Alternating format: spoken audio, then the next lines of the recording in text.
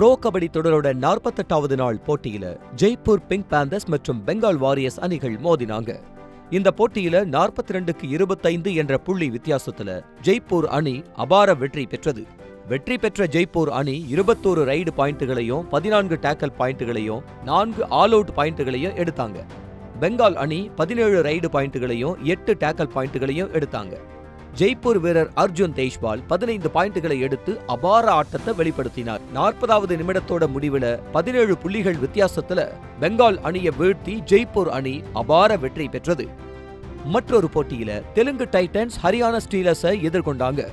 இந்த போட்டியில 37க்கு 30 என்ற புள்ளி வித்தியாசத்துல ஹரியானா அணி வெற்றி பெற்றது.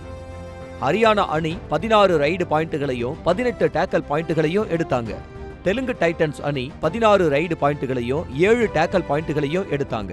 ஹரியானா வீரர் ராகுல் 8 புள்ளிகளை எடுத்து சிறப்பான ஆட்டத்தை வெளிப்படுத்தினார். போட்டியோட முடிவுல தெலுங்கு டைட்டன்ஸ் அணி 7 புள்ளிகள் வித்தியாசத்துல ஹரியானா அணியிடம் தோல்வி அடைஞ்சது. ப்ரோ கபடி தொடரின் 49வது நாள் ஆட்டத்துல யூ மும்பா அணி புனேரி பல்தான் அணியை எதிர்கொள்ள இருக்கு.